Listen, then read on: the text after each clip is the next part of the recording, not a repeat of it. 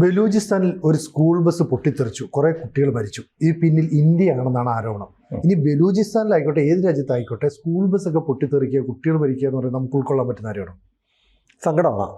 പക്ഷേ ഇത് പാകിസ്ഥാൻ തന്നെ ചെയ്ത ഒരു ക്രൂരകൃത്യമാണ്. അല്ല, ഇന്ത്യ ചെയ്തു എന്നാണ് ആരോപണം. ഇന്ത്യ ചെയ്തു എന്ന് പറയുന്നത് ഇന്ത്യയെയും BLAയും കുറ്റപ്പെടുത്താൻ വേണ്ടി അതിഭീകരമായ ഒരു കുറ്റകൃത്യം. സ്കൂൾ കുട്ടികളെ വരെ കൊല്ലുന്നു, BLA കൊല്ലുന്നു. അതിന് ഇന്ത്യ ഒത്താശ ചെയ്യുന്നു എന്ന തരത്തിൽ ലോകവ്യാപകമായി ഒരു ക്യാമ്പയിൻ നടത്താൻ വേണ്ടി പാകിസ്ഥാൻ നടത്തിയ ശ്രമമാണെന്നുള്ളതിൻ്റെ തെളിവുകൾ ഇപ്പോൾ പുറത്തു വരികയാണ്. അതായത് സ്വന്തം നാട്ടിലെ കുഞ്ഞുങ്ങളെ കൊന്നുപോലും ഇന്ത്യയെ പഴിക്കണം, ആ കൂട്ടത്തിൽ BLA ആക്രമിക്കണം. കാരണം BLAക്കാർ കുട്ടികളെ കൊന്നു എന്ന് പറയുമ്പോൾ ഒരു വലിയ വികാരം ഉണ്ടാവും. നമ്മളിപ്പോൾ സിനു പോലും ചോദിച്ചില്ലേ, കുഞ്ഞുങ്ങളെ കൊല്ലുന്നത് ശരിയാണോ? ഈ വികാരം പാകിസ്ഥാനിലും ഉണ്ടാക്കണം, ലോകത്ത് മുഴുവൻ ഉണ്ടാക്കണം. എന്നിട്ട് ഇന്ത്യയെ കുറ്റം പറയണം.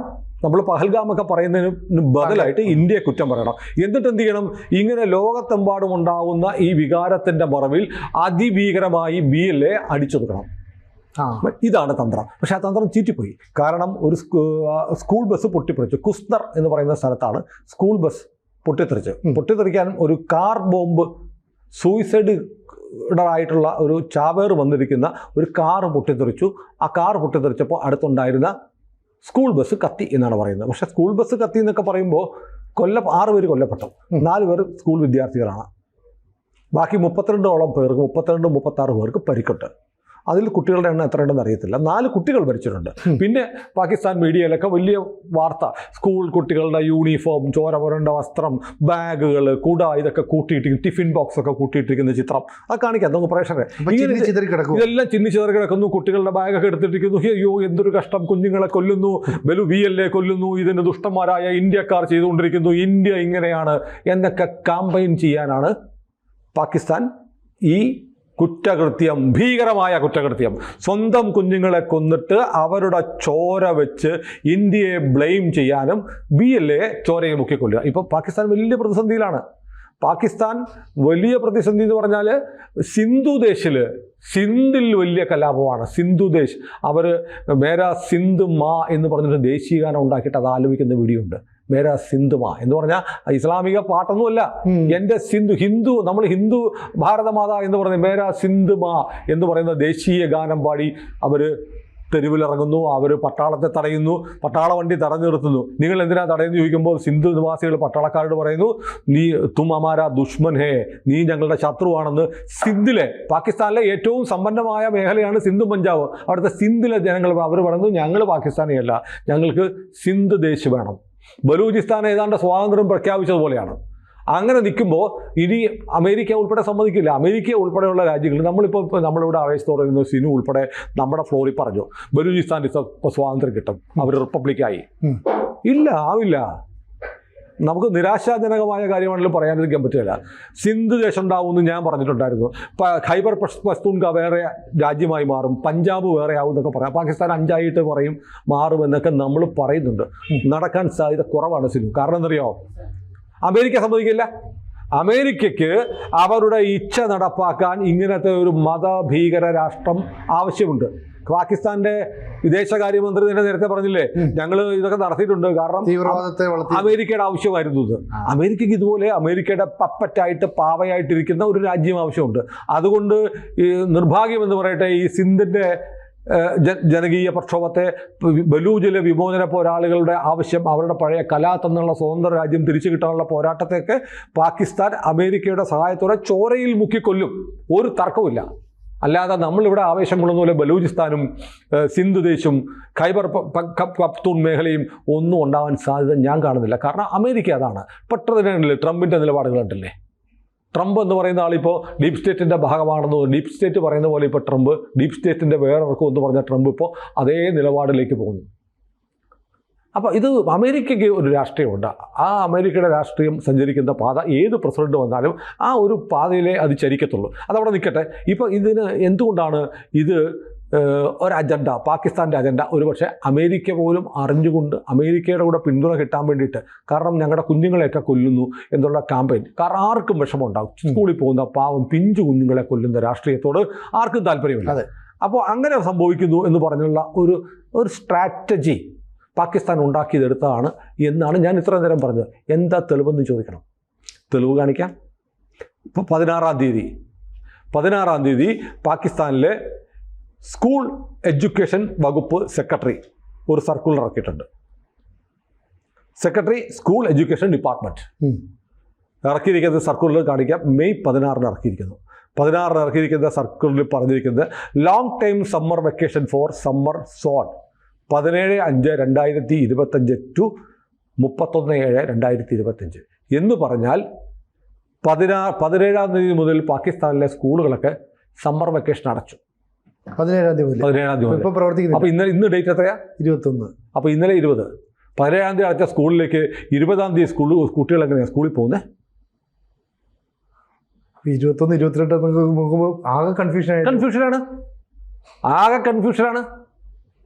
എങ്ങനെ പോകുന്നു കുട്ടികൾ? ഇതിപ്പോൾ പാകിസ്ഥാനിൽ തന്നെ ചോദ്യങ്ങൾ വിടുന്നുണ്ട്. പാകിസ്ഥാനികൾക്ക് ചോദിക്കുകയാണ്, പാകിസ്ഥാനിലെ സ്കൂളൊക്കെ അടച്ചിരിക്കുകയല്ലേ, ബലൂചിസ്ഥാനിലും അടച്ചിരിക്കുകയാണല്ലോ. പാകിസ്ഥാൻ ഗവൺമെൻറ്റിൻ്റെ ഈ ഓർഡർ ഒരു സ്ഥലത്തേക്കല്ല 19 സ്ഥലത്തേക്ക് copy forwarded to the principal secretary to governor of Balochistan Quetta. ഇത് വേണം പറയാം, ബലൂചിസ്ഥാനിൽ അത് ബാധകമായിട്ടില്ല എന്ന് വാദിക്കാം. പക്ഷേ അപ്പോഴത്തെ കോപ്പി ആർക്കാണ്? Principal secretary to governor Balochistan ഗവർണറുടെ പ്രിൻസിപ്പൽ സെക്രട്ടറി കത്വയാണല്ലോ ഹെഡ്ക്വാർട്ടേഴ്സ്. അവിടേക്ക് പോയിട്ടുണ്ട്. The principal secretary to chief minister of Balochistan Quetta. ബലൂജിലെ മുഖ്യമന്ത്രിയുടെ പ്രൈവറ്റ് സെക്രട്ടറിക്ക് പ്രിൻസിപ്പൽ സെക്രട്ടറിക്ക് പോയിട്ടുണ്ട്. അഡീഷണൽ ചീഫ് സെക്രട്ടറിക്ക് പോയിട്ടുണ്ട്. അപ്പോൾ ഇങ്ങനെ 19 പ്രധാനപ്പെട്ട ഓഫീസർമാർക്ക് ഇത് പോയിട്ടുണ്ട്. സത്യം പറഞ്ഞാൽ ഈ ഉത്തരവ് പാകിസ്ഥാൻ ദേശീയ തലത്തിൽ പ്രഖ്യാപിച്ച സമ്മർ വെക്കേഷൻ ഉത്തരവിൻ്റെ ചുവട് പിടിച്ച് ബലൂചിസ്ഥാൻ ഗവൺമെൻറ് സമാനമായ ഉത്തരവ് ഇറക്കിയിട്ടുണ്ട്. Government of Balochistan school education department admin section dated Quetta the 16th May 2025 notification number number പറഞ്ഞിട്ട് the government of Balochistan school education department hereby announced the schedule of long time summer vacation of all public and private schools of the respective areas of summer zone which are under എന്ന് പറഞ്ഞിട്ട് vacation സ്കൂളുകൾ അടയ്ക്കാൻ ഉത്തരവിട്ടു. Pakistan government മാത്രമല്ല, Balochistan state government ഉത്തരവിറക്കിയിട്ടുണ്ട്. പിന്നെ എങ്ങനെയാണ് ഈ കുത്സറിലേക്ക് school bus കുട്ടികളെ സ്കൂളിലേക്ക് കൊണ്ടുപോകുന്നത്? സ്കൂളുകൾ പ്രവർത്തിക്കാത്ത സമയത്ത് സ്കൂൾ ബസ് അവിടെയാണ്. വേണമെങ്കിൽ ഇനി ന്യായീകരിക്കാം, മീഡിയ വണ്ണിലൊക്കെ ഇരുന്ന് ന്യായീകരിക്കാം. അത് സ്കൂളിൽ സ്പെഷ്യൽ ക്ലാസ് ഉണ്ടായിരുന്നു, അതിപ്പോൾ ഒന്നും പറയാനില്ല. പക്ഷേ വെക്കേഷന് വേണ്ടി മധ്യവേനൽ അവധിക്ക് സ്കൂൾ അടച്ചു. സ്കൂളുകളിൽ വെക്കേഷൻ ക്ലാസ് ഉണ്ടാവും. എപ്പോഴാണെന്നറിയോ? ഇപ്പം നമ്മുടെ ഇത് മെയ് മാസമല്ലേ? അതെ. കേരളത്തിൽ ഇപ്പോൾ മധ്യവേനൽ അവധിയാണ്. പക്ഷെ കേരളത്തിൽ ഇപ്പോൾ സ്കൂളുകൾ പ്രവർത്തിക്കുന്നുണ്ട്. 10th ക്ലാസ്സിലൊക്കെ 10ാം ക്ലാസ്സൊക്കെ ആകുമ്പോൾ അവർ മെയ് അവസാന മാസം, അതായത് വെക്കേഷൻ തീരുന്ന ആഴ്ചകളിൽ കഴിയുമ്പോൾ ക്ലാസ് തുടങ്ങും. അതല്ലാതെ അടച്ച ഉടനെ പിന്നെ ക്ലാസ് നടത്തുമോ? ഇല്ല. കാരണം മധ്യവേനൽ അവധിക്ക് സമ്മർ വെക്കേഷൻ അടയ്ക്കുന്നത് പരീക്ഷകൾ കഴിഞ്ഞിട്ടാണ് അല്ലേ? അതെ. നമ്മുടെ ഇവിടെ പരീക്ഷകൾ കഴിഞ്ഞിട്ട് മാർച്ച് ഏപ്രിൽ മാസങ്ങളിൽ സ്കൂൾ അടയ്ക്കും. അപ്പോൾ അവർ പരീക്ഷ എഴുതി കഴിഞ്ഞ് റിസൾട്ട് വരണം. റിസൾട്ട് വന്നിട്ട് വേണം ഇനി അടുത്ത ക്ലാസ് തുടങ്ങാൻ. കാരണം പിള്ളേർ ജയിക്കുമില്ലെന്ന് അറിയണം. ജയിച്ചു കഴിഞ്ഞ് ജയിക്കുന്ന പിള്ളേർക്കാണ് അടുത്ത ക്ലാസ് തുടങ്ങേണ്ടത്.